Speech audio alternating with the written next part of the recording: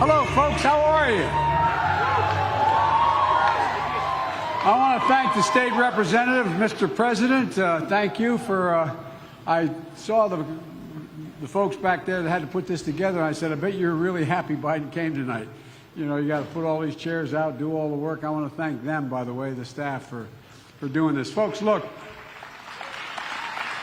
It's now y'all don't know this, but it's good to be back in Greenwood. I've been here more than once. I came up here with my buddy Fritz Hollins early on, and I got my education starting there. Anyway, but thank you. Look, folks, you know, Ann, thank you for being willing to do this. I told Ann this is like a busman's holiday for one elected official to come and have to hear another elected official. But the good news is she gets to monitor it, she gets to ask me questions, and she can tell me when to hush up. So, look, I'm delighted to be here, and I really am, and I'm delighted to be back. I fell in love with this state a long time ago, not a joke. Some of the folks, none of you men are old enough, but none of you women are old enough. Some of you men may be old enough to remember that when I got elected early on, back in 1972, as a 29-year-old kid to the United States Senate, right after I got elected, there was an accident involving my family, and I lost my wife and daughter. A tractor trailer hit them and killed my wife, killed my daughter, and my two boys were badly injured. And I didn't want to go to the Senate. I had we had a Democrat-elected governor who could appoint someone, and my sister managed my campaign, and my brother were working out who in fact would take my seat. A guy named Fritz Hollins and Pete Hollins came to see me, and along with a guy named Mike Mansfield, who was from Montana, a guy who was a majority leader and convinced me to stay in politics, to actually get sworn in. And so I've had a love affair with this state for a long time, and I got to admit to you, I do miss Fritz. But anyway, look, as I've come back here, I just want you to know that I know the press I did 3 or 4 press interviews today and tonight when I got here, and they're talking about, well, you know, you're ahead and this is working and so on and so forth. Look, I'm here to earn your support. I'm here to earn your support. Where I come from, you know, my dad used to say, half a win is showing up. And I plan on not only showing up tonight, but being throughout. I think I've been in not this time yet, but in every county in this state over the last years. And I really appreciate the friendships that I've made and the people who have been willing to support me. Folks, look, when I announced, and I'm going to be very brief because I want to get to your questions, but when I announced my candidacy for President of the United States, I said at the time, and I wasn't exaggerating, I think we're in a battle for the soul of America. I think what's happening today in this country is contrary to almost everything we stand for as a people. When I saw those, I come out of the civil rights movement. I don't want to make myself great shakes. I'm not, but my state was, like yours, to our shame, a slave state. My state has the 8th largest black population in the country as a percent of population. And that's how I got involved in the first place. And I thought that we'd gotten to the point where things had really begun to change. When I first got elected to the United States Senate, when I came back, can I put this mic on?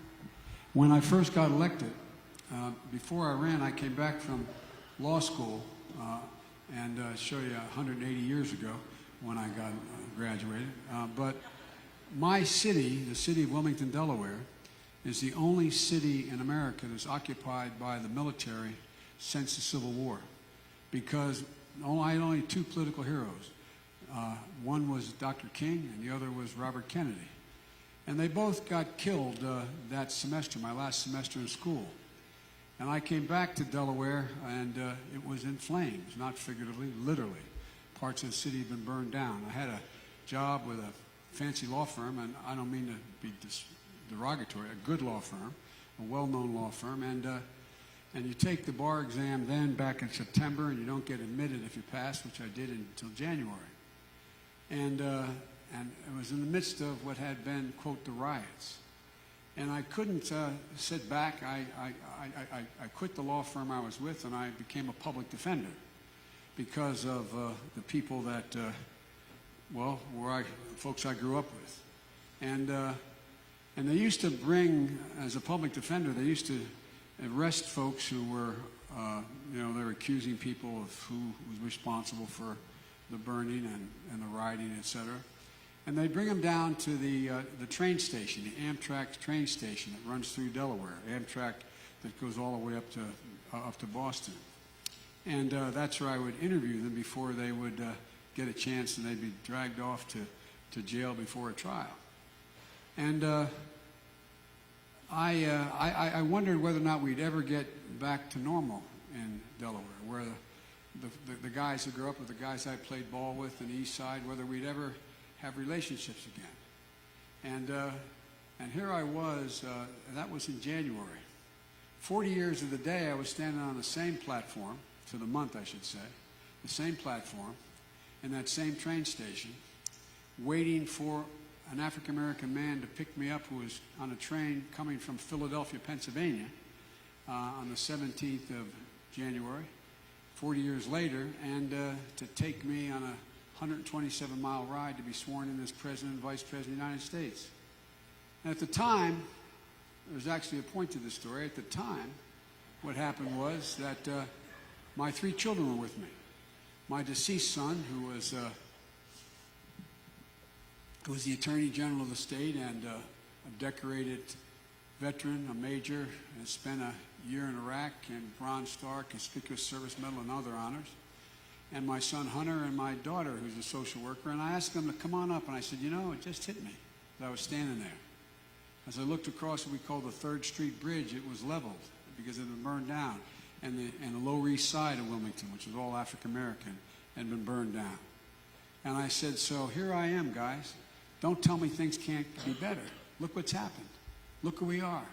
Things are back. But I made a big mistake. I didn't realize that I thought I was pretty sophisticated about these issues. But what I didn't realize that hate never goes away. It only hides. It only hides.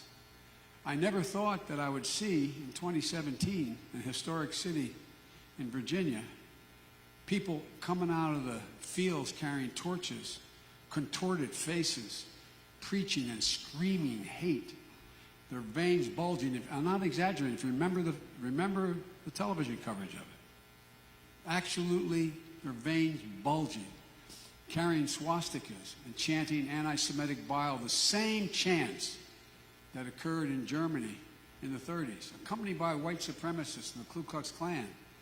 David Duke saying, "This is why we elected him. This is why we elected him." And what happened? A young woman was killed resisting the hate. And what happened after that? The president was asked, "What do you think, Mr. President? Can you comment on it?" And he looked at them and he said, "There are very fine people on both sides. No president has ever said anything like that, going all the way back to Andrew Jackson and President Johnson. Never." It not only stunned the nation, but it absolutely amazed the world. You had foreign leaders like the Chancellor of Germany asking, "What's going on in America?" Well, folks, look what's happened. We learned a lot. I learned a lot. That, hate only hides under the rocks. And if you give it any oxygen, it comes out. And the coddling of white supremacists. You all know what's happened here in this state. What happened when those beautiful people were shot and killed.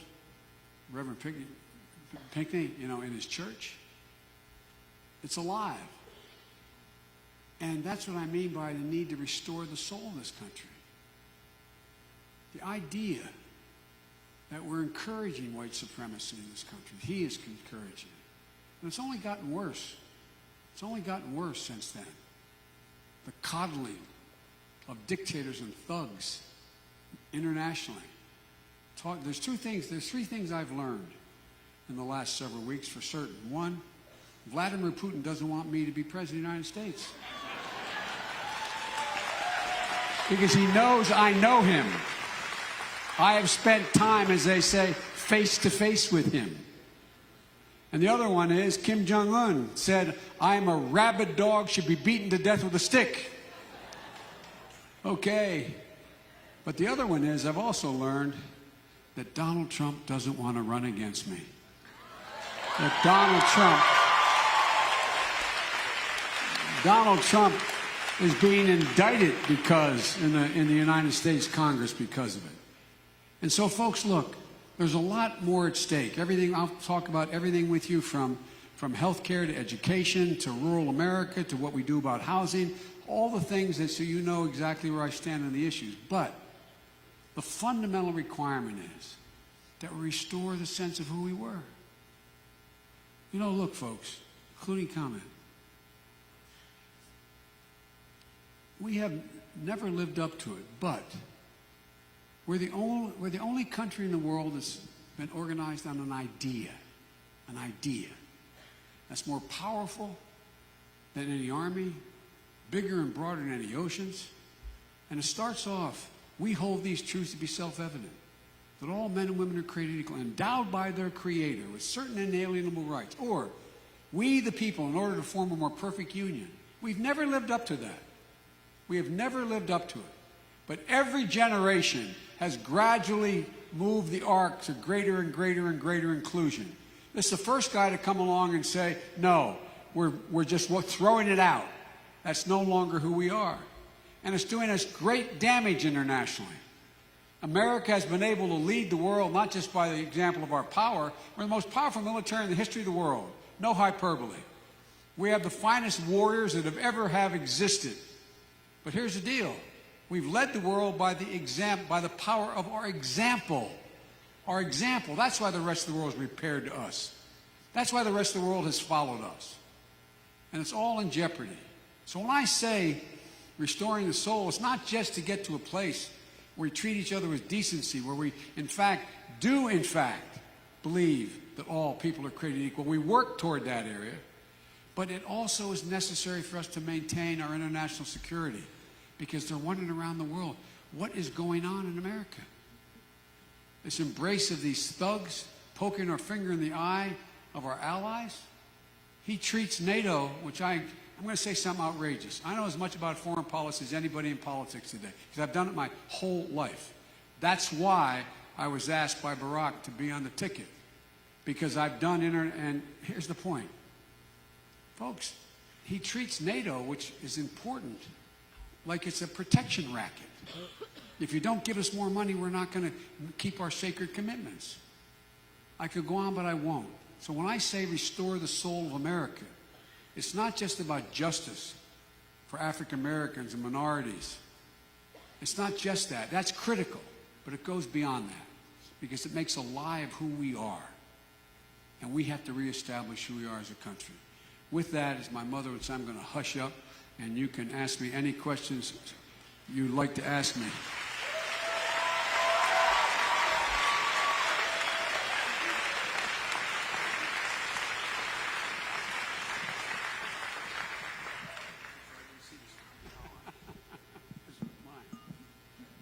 I'm going to start out by asking Vice President Biden that if he is elected president, I would like to know, Greenwood is not as rural as maybe some of the surrounding counties that we have here, like Clinton, Edgefield, McCormick, Abbeville. What is it that you will be able to provide for these rural counties? Well, first of all, 20% of America lives in rural America. And rural America means not just the exurbs, it means that cities and towns, like the largest town in my state is 85,000 people. The next largest town is 20,000, that's the state capital. And the average size of the rest of the towns are down in the area of 3,000 to 10,000 people. And so what's happened is it's being left behind.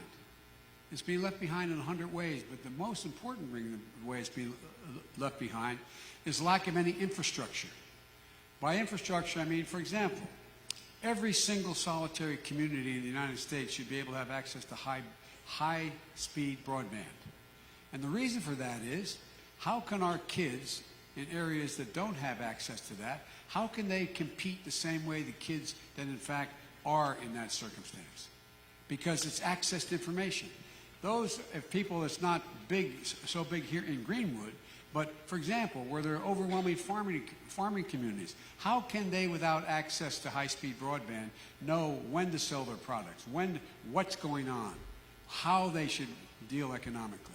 Secondly, we should be investing in infrastructure relating to making sure the water is pure, making sure that we're in a situation where you have access to building back when flooding occurs and the like. You don't build back to what it used to be, you build back to what the new level of reality is. So unless you have highways, unless you have access to water, unless you have access to a whole range of things, you're not going to be able to develop in your communities. Your state was like mine, a textile state. My state, the DuPont company, was big in the southern part of the state, and there were textile mills. Well, guess what? They're all gone. Now, the places that came back, where are they? They have access to interstates. They have access to rail. They have access to transportation.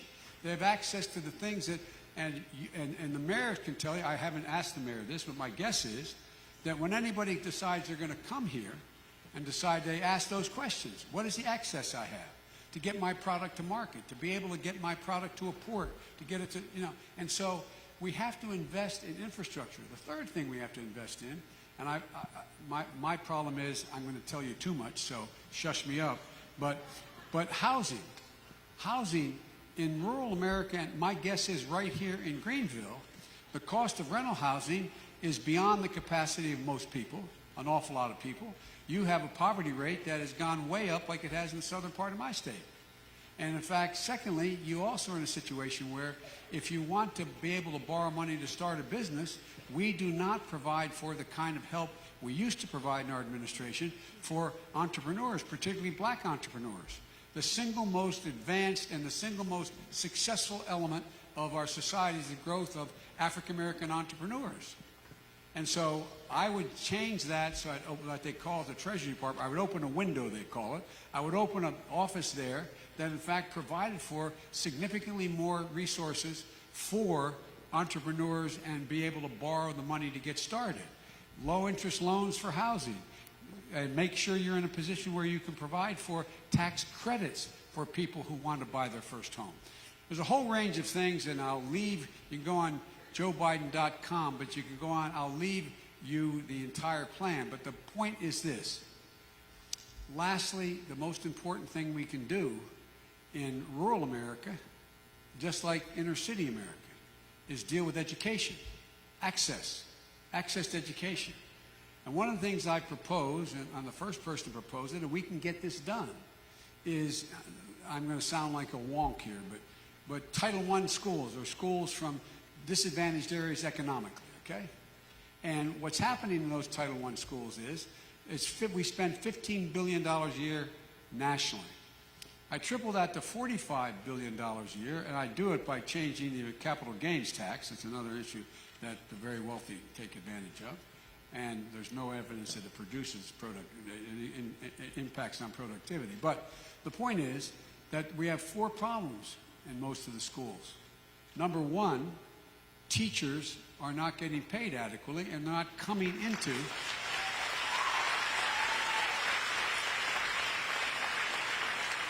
Is that what I think it is? All right, man, the Fighting Blue Hens. Don't make fun of my team. University of Delaware. You know, I learned there's one way to get a school named after you other than being a great academic is run for president. You know, so they named the school public policy. Anyway, God love you, man. What year? 2004? Yeah. All right, anyway, sorry. Distraction, seeing the Fighting Blue Hen. But look, where we are is that if, in fact, we invest in, we know certain things that the universities here and others have proven. That if a child, no matter what their background comes from, no matter how poor they were or what lack of education they've had before, if you send a kid to full-time school at 3 years old, 4 years old, 5 years old, you exponentially increase their prospects for success. Exponentially. For real. I'm not talking daycare now. I'm talking school. Number two, we're short 105,000 public school teachers in America now, but the baby boom generation is dropping out, and a lot of you aren't going into education. Because guess what? You graduate with a degree in education, even if you graduated Phi Beta Kappa, you get paid 26% less than anybody else other than a social worker graduating from school gets. Now, I had a son who decided to be an attorney general. I had another son who decided to run the World Food Program USA, and I had a daughter as a social worker. I should have had one Republican kid. That way, when they put me in the home, I get a window with a view. You know what I mean? But all kidding aside, we have to pay teachers more, because what's going to happen? We lose this next generation of teachers, which is predicted will happen over the next 10 to 15 years. We're going to be short well over 500,000 teachers. And what happens? Class sizes increase and learning goes down. The bigger the classes, the harder it is for people to get the attention they need. So, teachers would be able to make competitive wages of $60,000 a year based on their tenure. Number one. Number two, every single kid in America would be able to go to school beginning 3, 4, and 5 years old. Number three, we would also change the circumstance where what I really resent is the notion that, I know I get criticized for this, so I'm just going to say it anyway so you know where I am, that there is no reason why there should not be advanced placement courses in Title I schools. There's no reason why we shouldn't challenge the people. No, I really mean it, because, you know, that was very unpopular for me saying that 20 years ago. Now people are saying, yeah, well, maybe. So the whole point of this is, if we invest in early education, we fundamentally alter the prospects. Anybody who starts, as I said, in 3, 4, and 5 years goes through those school in that area, they increase by well over 55% their chance they're going to get through school without any trouble, and they're going to go beyond high school, whether it's a teaching, whether it's a certificate to be an apprentice, or whether it's a community college or a 4-year school. And later I'll get into what I think we should be doing in alleviating student debt and a few other things. But having said that, I think education is a gigantic piece of what we can do for rural America to make it competitive.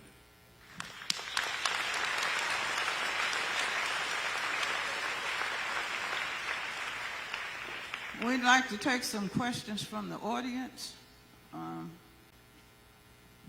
sir. How you doing? Thank you. I'll tell you. All right. Looks like you stepped out of Gentleman's Quarterly, doesn't it, man? Look at this guy. I want to be like you. All right. You talked last night and you talked earlier today here about the sickness of America. And I think you'll agree that America is truly sick. When you become president of the United States, you know it's not going to take a Band-Aid to fix race relations. You know that we're going to have to heal this country. I would like to know how you're going to do it. First of all, my administration is going to look like the country. You look at the people who run my campaign now. We have more women and more African Americans in major positions in my. And by the way, I get it. You know, I work with a guy who was an African American. You know, his name is Barack Obama. But here's the thing. Think about it. Think about what's going on now. You watch the Democratic, and they're not debates, whatever they call them, what we're doing here, okay? Think about it. I love how all of a sudden, all the Democrats are not so sure Barack did such a great job. I mean, think about it. I mean, like, whoa, Jack, where you all come from? You know what I mean? And he did an incredible job, in my view. But the most important thing, I'm not just saying that. I was making a speech in California. Turns out he was in Toronto making a speech. And this was about 10 months ago. And we got asked the same question without us knowing about it the same day. And they asked, what are you most proud of? I said, the thing I'm most proud of is I served with a man where we went for 8 years without one hint of scandal. Not one little hint of scandal. Not one. Turns out he answered the question the same way, and we hadn't talked to each other. But my generic point is this, guys. Look, I think that people have to understand that the government and the courts should look like America. Because one of the things we know, for example, I don't want to put you on the spot, Mr. President, but most universities point out, if you have, for example, in teaching, if you have one African-American teacher in a elementary school, the kids who are African-American do incredibly better in that school. It's a little bit like you saying that I looked out there and I could see people who are like me. My larger point, though, is that, you know, a lot of it has to do with what our priorities are, what we care about. And, you know, there's three reasons I said when I announced I'm running. Number one was to restore the soul of this country. But number two is to rebuild the middle class, and this time bring everybody along when we do it. Regardless of your color, regardless of your sexual preferences, regardless of your background, regardless of whether you're someone dealing with a disability, everybody gets to come along. And there's a reason for that. There's a reason for that. It's not just what's fair and decent. It helps the whole country. Everybody does well when everybody has a shot. And one of the things that's happening now is, if you notice, because of what this president's policy is in terms of the economic policy and tax policy, if you find yourself in a situation where you have now so many people that have graduated from school that are in a situation where they've been unable to pay off their debts and unable to deal with what their obligations are, etc., well, guess what? We're a consumer-driven society. Those of you economic majors know that's what drives the American economy. So if people don't have the money to spend on a house, then guess what? The economy slows down.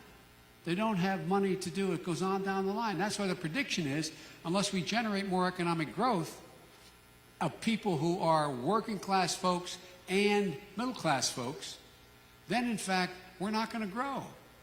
Give you one case in point. If in fact we were able to, which I proposed and we're going to get done, if in fact you said, okay, here's the deal.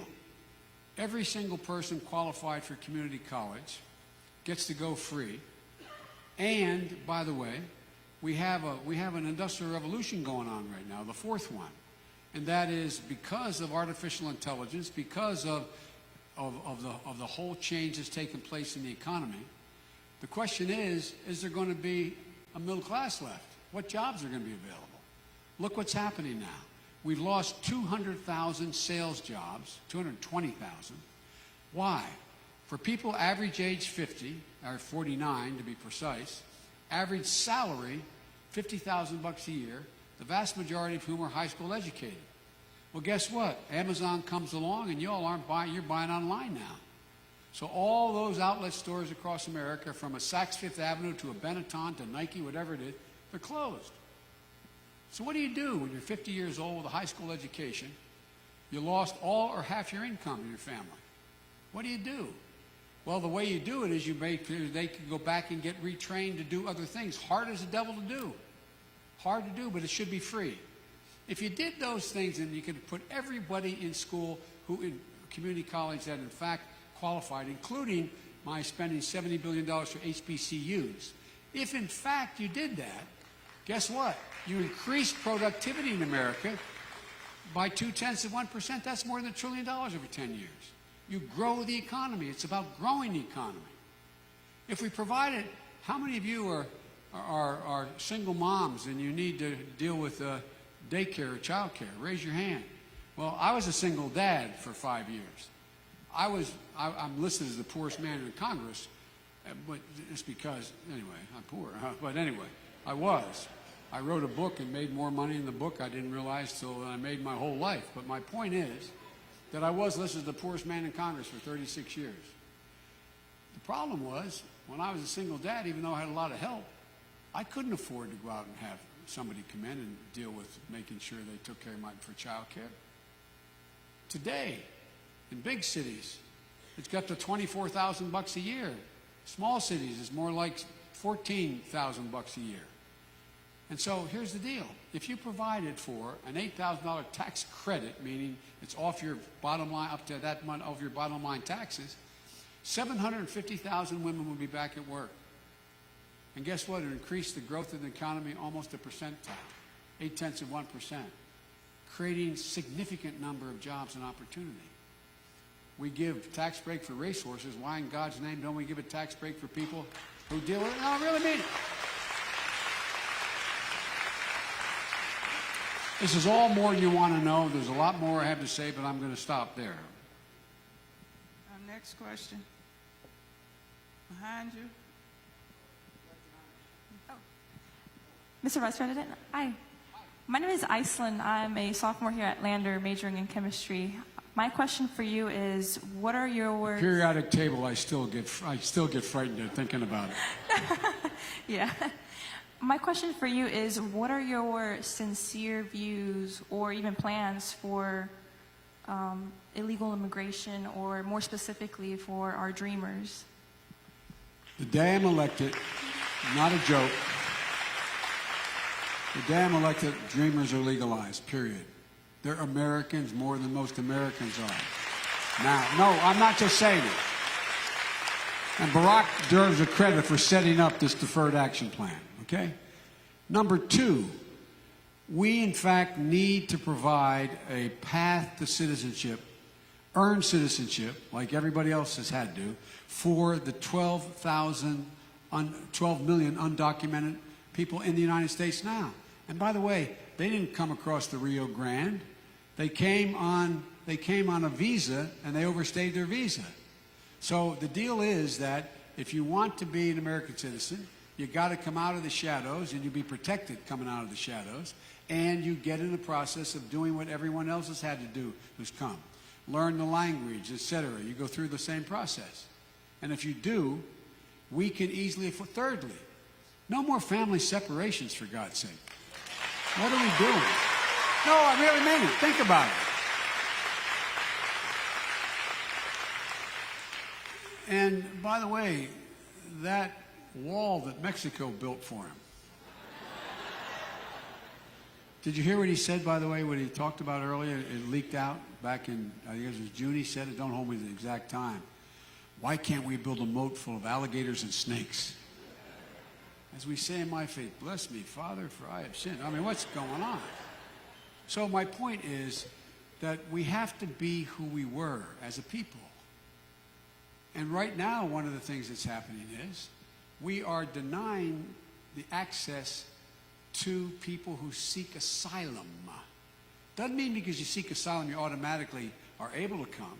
It means if you have a legitimate reason to seek asylum, you have a judge make that decision on the spot. Now we're in a position where if you're coming from a country, you have to pass through another country first to get to America, you have to go through an asylum process in that country. Well, I tell you what, I don't know what my great-great-grandfather got on a coffin ship in 1848 in the Irish Sea, not knowing whether he's going to live getting over here, would have done if that were the case. And by the way, you know, so I just think that we should look at the facts.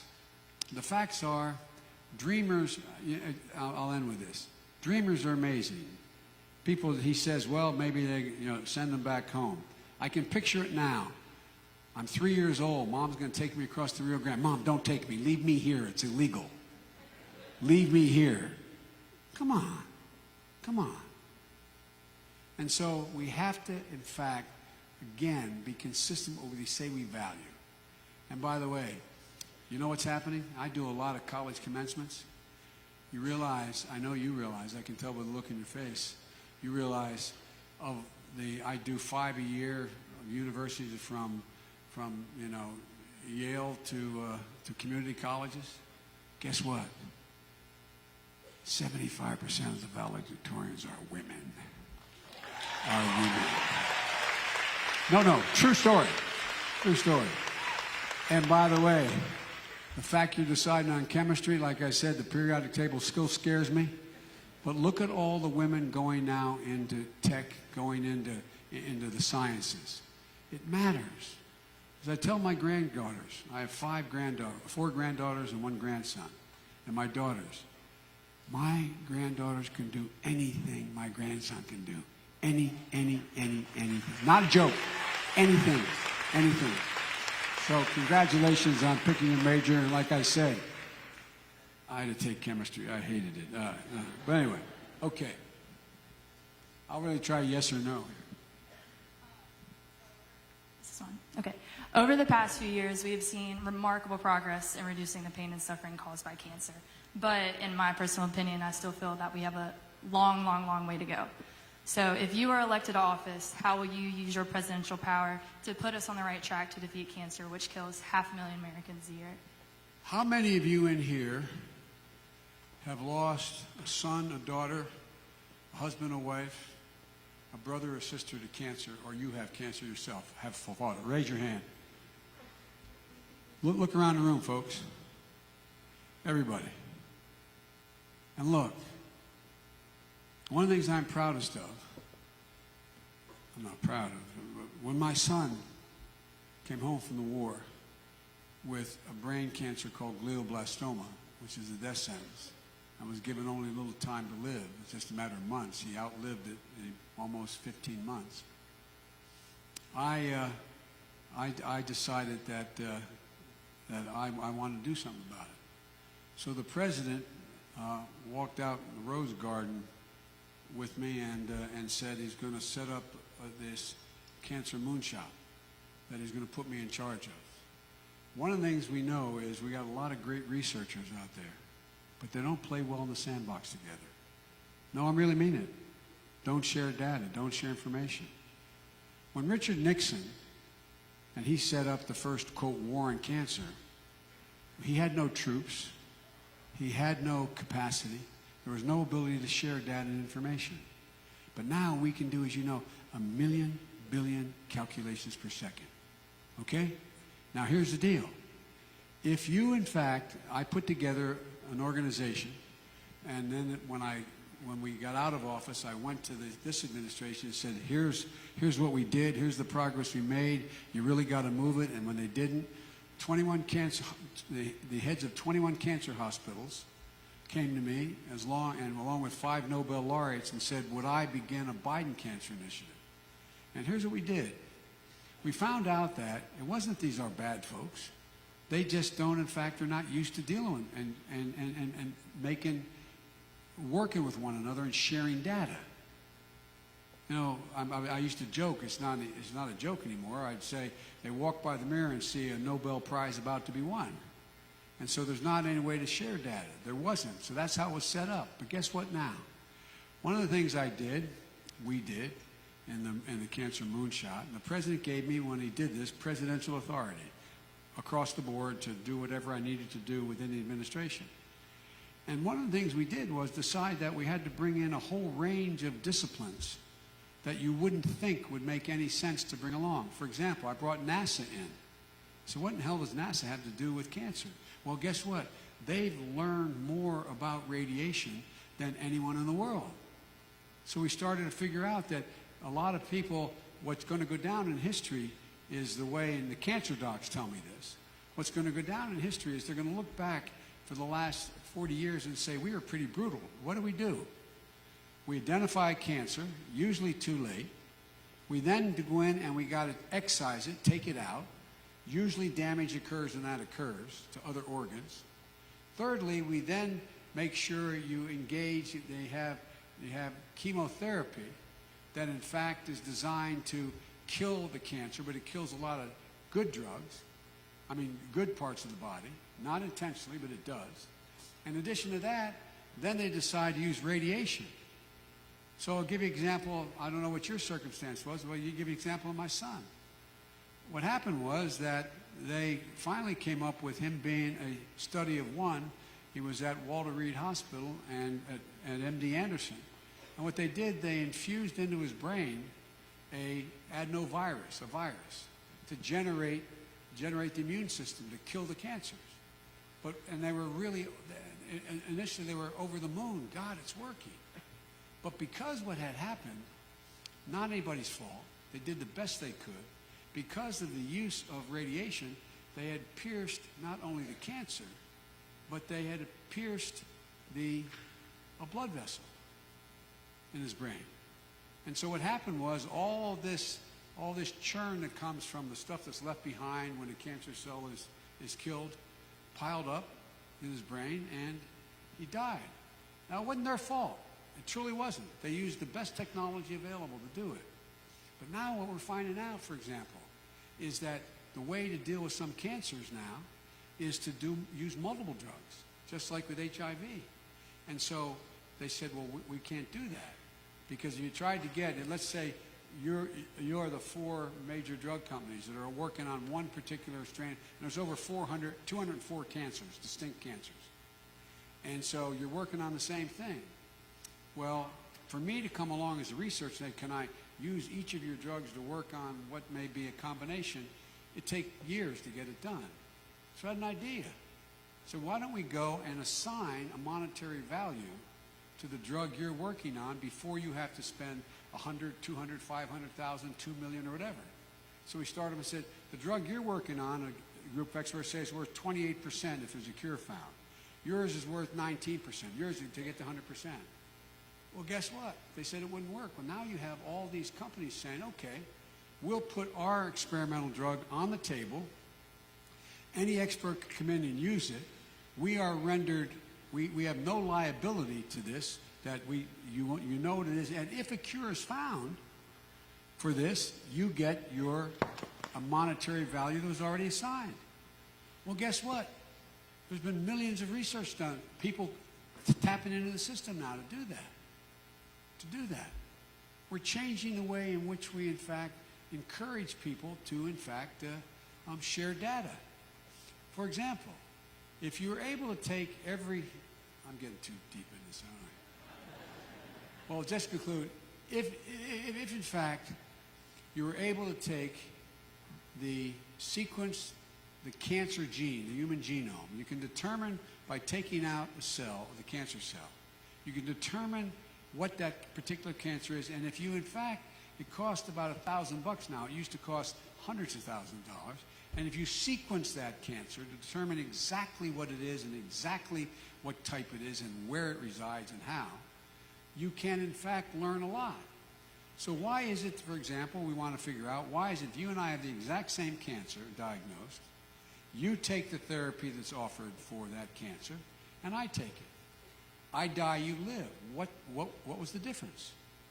So if you're able to take every one of those cancer genomes and put it in one space, one spot, and using the technology we have today about being able to, it would take 50 Nobel laureates more time over 10 years than it would take our ability to use the computing capacity we have to determine what was it about your cancer and my cancer that allowed it to work on you and not on me.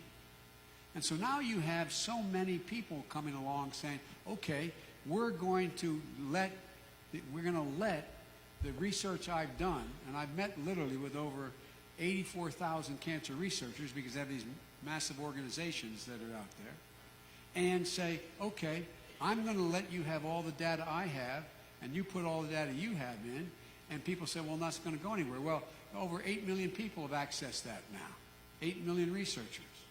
We're moving toward finding solutions because people are figuring out it makes sense. These are really courageous docs, men and women who devote their whole life to it. But the difference is, any of you have had a family member with cancer, you know it's not a matter of years, it's a matter of moments.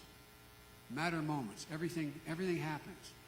The difference between a clinician, the treatment guy, and the research person who's working 70 hours a week in a laboratory is, the person who is the clinician hears things like, Doc, I know you can't cure me, but can you give me just 3 months? I want to see the baby born.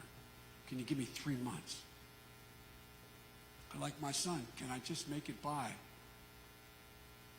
so I can see my son move up to the middle school to be there? Well, it's a matter of minutes. It's a matter of days. It's a matter of weeks. And so the sense of urgency has changed. And the cancer community is now, for the first time, sharing data they were unwilling to share in the past. And so if I'm President of the United States, I'm going to change one very basic thing. When I announced last time I wasn't running for president, I walked out in the Rose Garden with the president and announced it in the 2016 election. And I knew the press was going to ask me to have any regrets, and I said one thing. I said, I regret that I won't get to be the president to preside over the end of cancer as we know it. Well, I'm going to get to be that if I'm elected president, because here's the deal. We have a Defense Department thing called DARPA. It's an organization within the Defense Department that's separately funded that allows for just pure research on things that would make America safer. They're the ones that came up with the internet. They're the ones that came up with geopositioning. They're the ones that came up with stealth technology. Okay? Imagine if we have ARPA-H, meaning at the health department, we set up the same thing. I tell you what I'm going to do.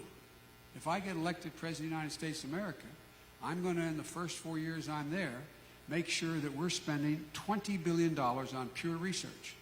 Pure research, applied research. Right off the bat. Just like we did, just like has been done in the Defense Department. I wouldn't cut what the Defense Department is doing is important and good. But if we do that, you have other diseases that we can deal with that can fundamentally change the nature of this country. Not just cancer. You realize that if we don't find the gene or make it break through on Alzheimer's, every single solitary bed in America in the next 15 years will be, the ones that exist now, every hospital bed will be occupied by an Alzheimer's patient. Not a joke.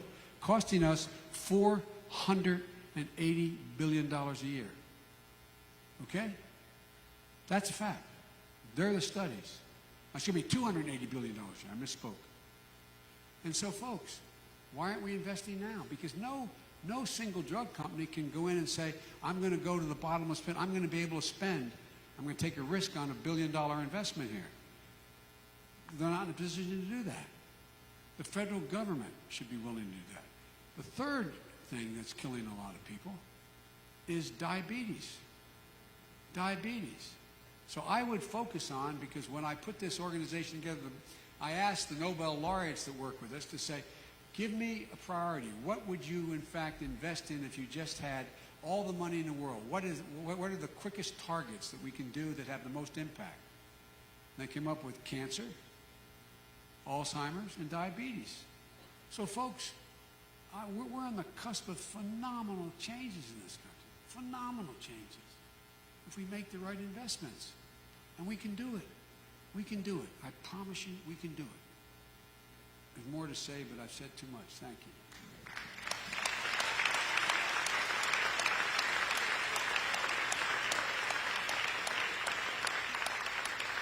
We have time for one more question.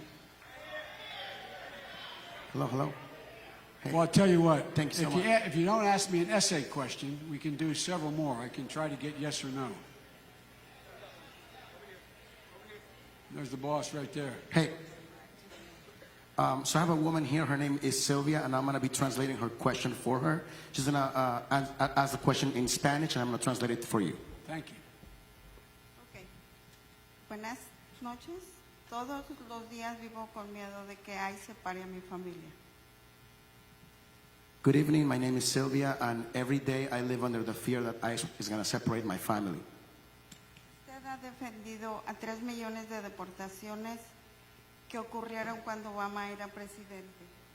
I have heard that you have defended Obama's record of 3 million deportations that happened over the 8 years that he was in office. Y por eso es difícil confiar en usted. Yo quiero saber si usted es elegido presidente, podría poner fin a las deportaciones el primer día de mandato. Because of the deportations were so high under the Obama administration, it is hard for me as an immigrant to trust you. And I want to know, if you were to be president, will you stop deportations on day one through executive action? No. I will not stop all deportations. I'll prioritize deportations. Only people who committed a felony or a serious crime, number one. Number two, to compare President Obama to this guy is outrageous. He's the guy that came up with the DACA program. He's the guy that came along and said that he would apply the law in response to a commitment from the Republicans that, in fact, they would move toward total immigration reform. When that failed, and I'm not going to talk about any disagreement I may have had with him internally, That's one of the reasons he's the vice president. I'm the vice president of the United States, and any disagreement I have with the president is between the president and me. That's the only way it can work. But here's the deal.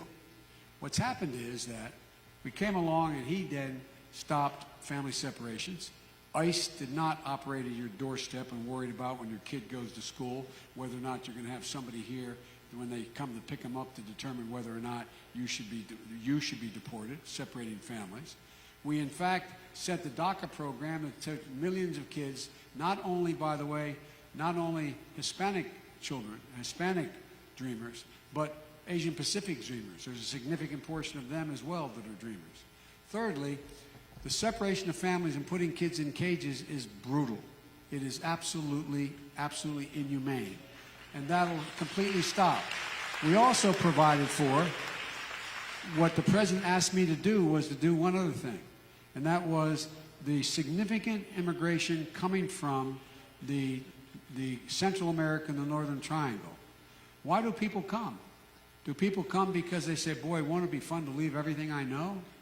No, they come because they are being abused, because they don't have jobs, because they, in fact, are criminal, cartels are dealing with them and abusing them. So, what I did was I came up with a program that I got Republicans to vote for $750 million. The condition which we would, in those 3 countries where most immigration was coming from, we would, if they reformed their systems in terms of schools, in terms of prisons, in terms of police corruption, and all those issues, everything from street lighting in areas to access to electricity, all those issues, and making people pay their fair share in taxes, meaning the very wealthy who pay nothing, then we would, in fact, help fund the changes in their country. Guess what? Immigration slowed up precipitously. If you notice, there is a net migration to Mexico now. Can she understand me? Because okay, good.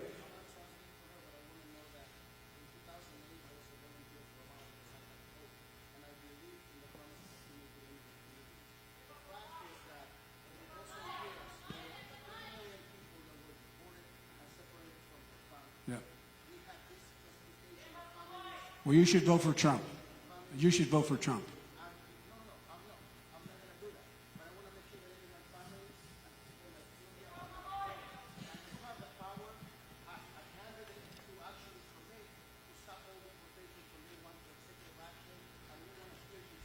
I will not stop all deportations if you commit a crime that's a felony. Okay? Well, I got it. I understand.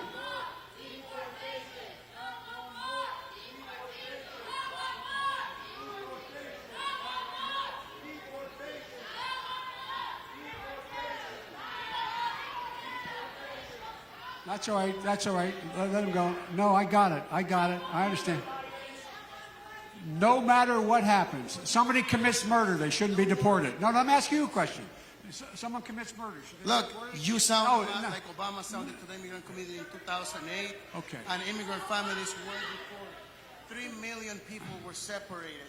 Now, I know, but I campaigned for law because I had hope and I believe okay. in the promises that he made. Look. And we want to hear you apologize for those 3 million deportations, and we want to hear a commitment to stopping all deportations on day 1 through executive action.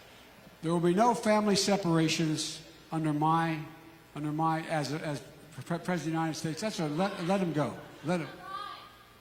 That's a lie, you say? All deportation.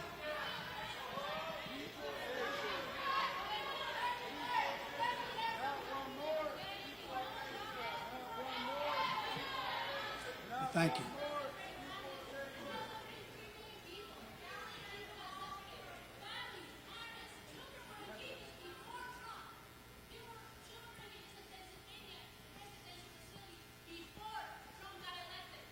But it stopped.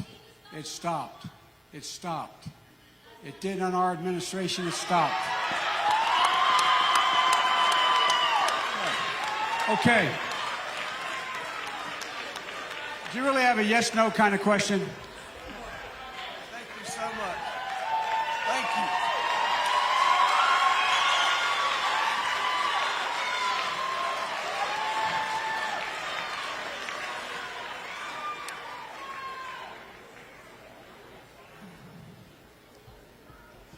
Mr. Vice President, I just want to say how much respect I have for you, for your record of service. But my question today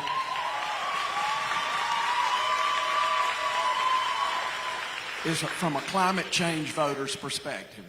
I want to know what you can do to help the people of this country get back the protections that they were afforded under the Clean Water Act and the Clean Air Act that have been repealed by this president and by this Republican Congress to give us the protection that we need to ensure that we have clean air to breathe and clean water to drink. I've worked for the State Environmental Agency in this state for 28 years.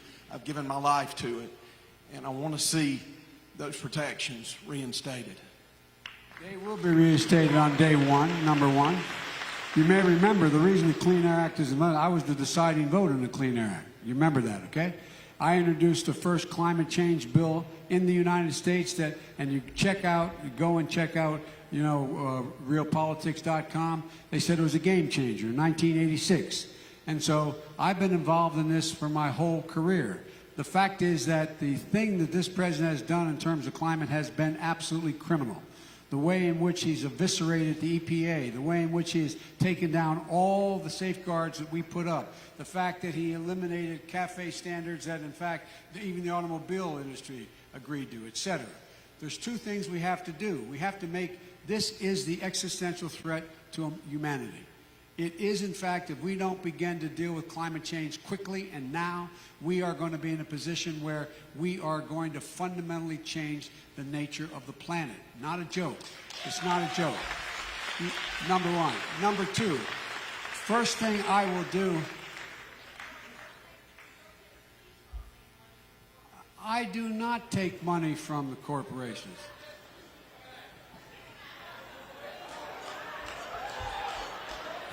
You're listening to Bernie too much, man. It's not true.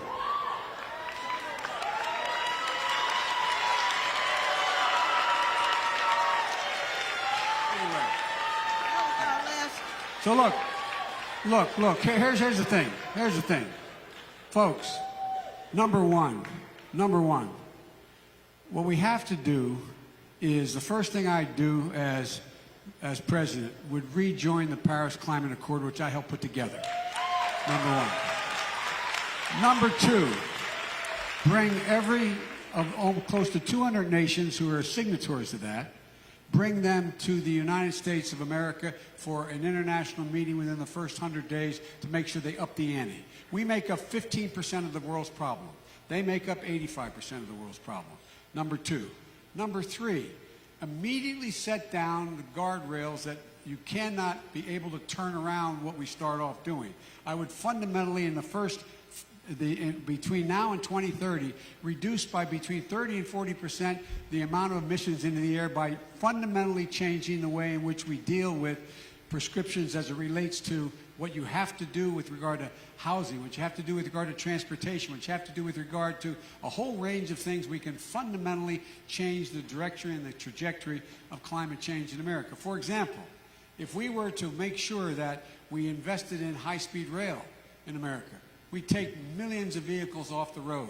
If we were to put in light rail in major cities around the country, we significantly reduce the amount. If we made sure there was a requirement and tax credits for people who, in fact, are building new buildings that have to be absolutely locked up and they can't emit energy, because that's where we waste, as you know, tens of billions of gallons of oil in order to do that.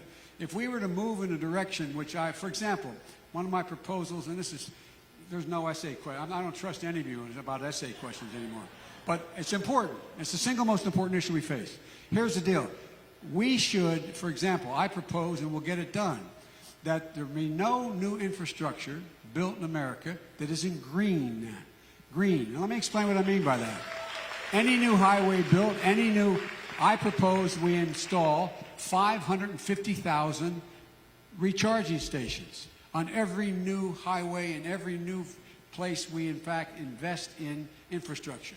Because we should and can. It will create millions of jobs. Because here's the deal.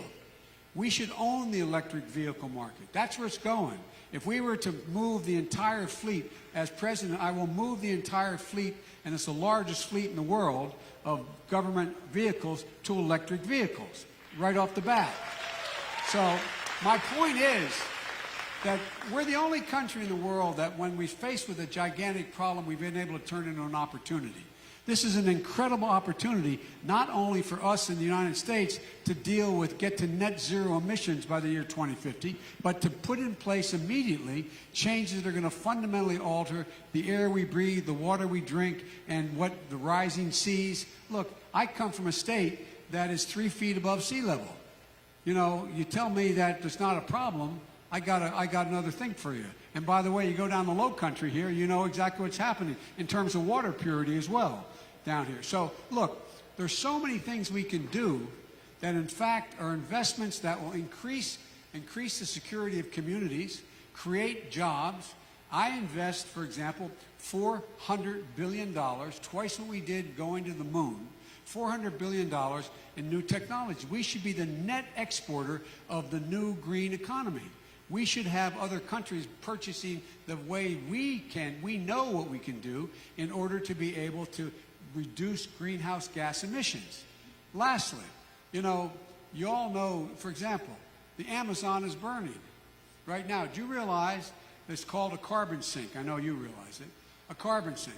More carbon is absorbed from the air in the Amazon than every single solitary vehicle that emits pollution in the United States of America on a daily and a yearly basis. Now, what's happening? It's burning. Why is it burning? Because they're clear-cutting it in order to be able to generate growth. Well, they come along and they say, and the Brazilians say, well, look, that's what you guys did.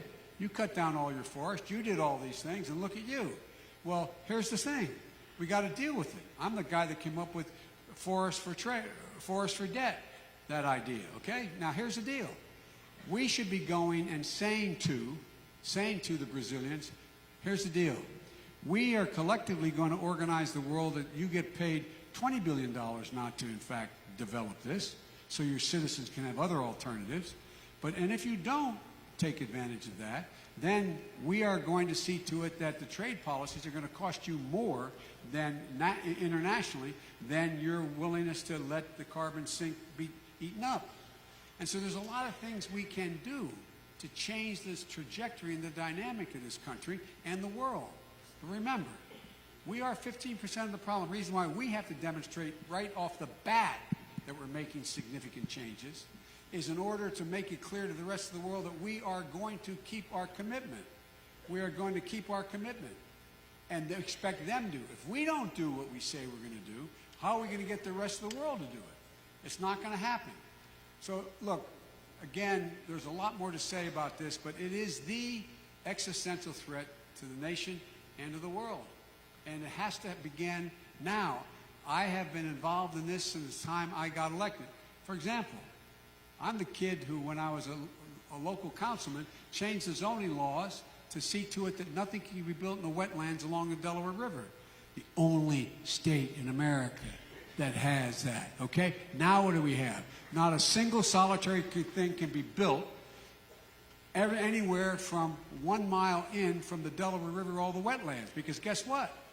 It is the basis upon which all life begins to move through those wetlands. And so, you know, the point is, this is something that is a genuine threat. And by the way, if you notice, for a guy who they say is, you know, those nice folks about, you know, taking money from the big industry, I ran in the state of Delaware, and guess what? The corporate America, they ain't never supported me, ever. And by the way, what I'm going to do right off the bat is eliminate the possibility. We now subsidize the oil industry billions of dollars a year. It ends. It ends on day one when I get elected. By the way, no more drilling in state forests. No more. I mean, there's a lot of things we can do on day one to fundamentally change the trajectory of this country. But the idea, you'll hear some people say, I was at another university not long ago, and it went really well. And afterwards, I said I'd stay around to answer questions, and 5 or 6 of the students, came up to me and said, well, you got to end global warming by 2030. I said, I'd like to. You got an idea how to do that? Can you name me one scientist in the world, one, who says that is physically possible to do by 2030? One. And so, folks, look, we have to both be honest with the people, honest with ourselves, and we have to be realistic. And you tell them they got to go, right? All right.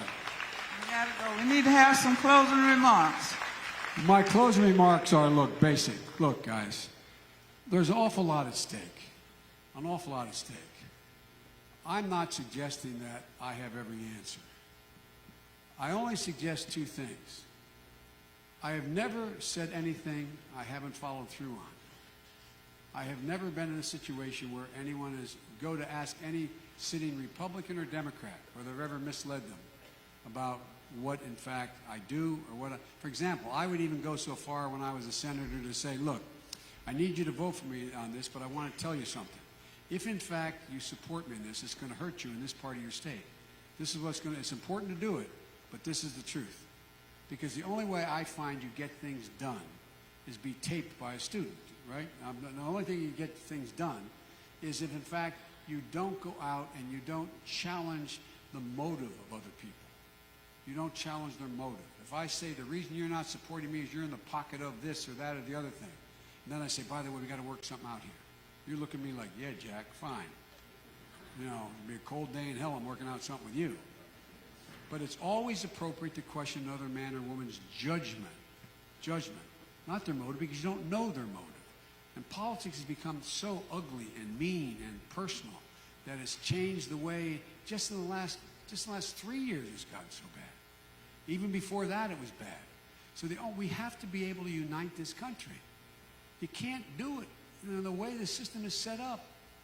If you can't unite it, then it gets down that executive order, which is a violation of the Constitution. I love some of my colleagues say, on day 1, I'm going to end by an executive order. You don't have the constitutional authority to do that thing as president. Some of you can do. Some of you can do. So look, the second thing I'd say to you is that there are such enormous opportunities we have as a country. Not a joke. Folks, think about it. We all walk around like, woe is me, what are we going to do? God, things are horrible. And they are right now.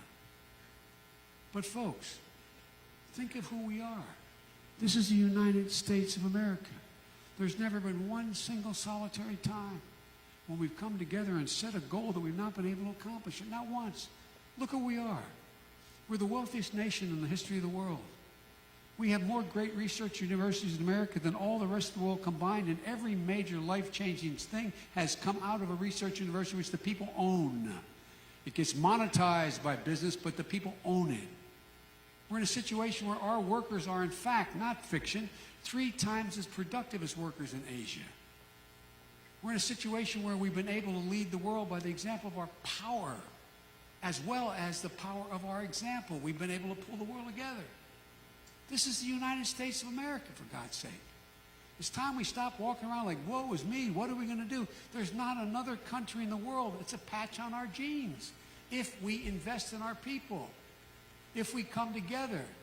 Look, I know people say to me, in the press will say, well, Biden is discounting China. I'm not discounting China. I spent more time with Xi Jinping than any world leader has, the head of China. I've traveled 17,000 miles with him. I've met every major world leader in the last 40 years, literally, not because I'm important, because of the nature of the jobs I've had. And guess what? I've not found one who wouldn't change places of the problems of the President of the United States in a heartbeat. In a heartbeat.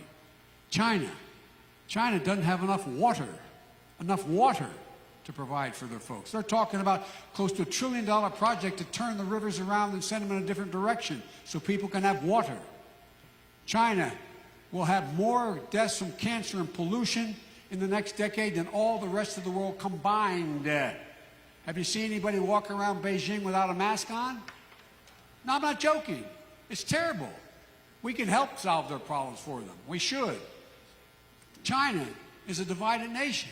You have 1 million Uyghurs, Muslims, in reconstruction camps, meaning concentration camps, out in the West, in the highlands out there. Look what's happening in Hong Kong. Look what's happening in Singapore. This is a nation that is rife with corruption, and they don't know how to even deal with it. Look, folks, we are so well positioned to own the 21st century. And not only is it important that we do for our people, it's important for the world that we once again lead the world. And I know a lot of you don't like to hear that, because it says, well, Biden wants to project troops all over the world. Wrong. Wrong.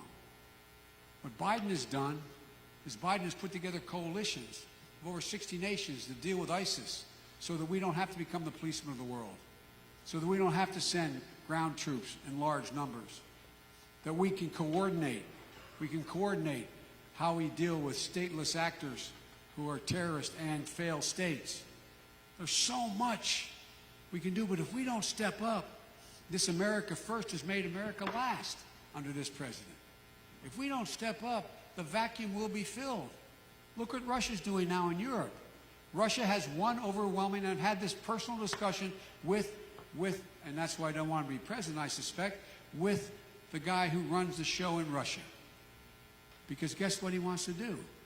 He wants to break down NATO in order to be able to have Russian power extend beyond Eastern Europe and, in fact, break up the coalition. And by the way, we set up NATO not just to, quote, stop the Soviet Union. It was initially so we would not be in a war again in Europe, because one nation would, in fact, go at another nation and drag us in. So when everybody in the same operation, no one nation has the capacity in Europe, like Germany or whatever other country got engaged, to decide that they're going to control the region. So, folks, these alliances make a big, big difference. The point being, we have to take it on. If we don't, the vacuum is filled. And it's filled by people who aren't our friends. Like Russia. They don't have to be our enemies, but they're sure not our friends right now. They're engaged right now in trying to undermine American elections as I speak. I guarantee you that's happening right today. Right today. You saw Facebook had to take down, I don't know how many thousands of bots, because the Russians were paying to, in fact, tell lies about me. It's not about me, but it's about what they're doing. They want to engage in the electoral process to undermine our sovereignty. So, folks, we don't have. I ran because in 1972 because I thought the war in Vietnam. I'm ending. Before the war in Vietnam was a mistake, because we can't be the world's policeman. But guess what? We have to be the world's leader. If we do not, someone will fill the vacuum. So, thank you very, very much for the time. Sorry I couldn't get to all the questions. You've been very patient. Thank you, thank you, thank you. Appreciate it.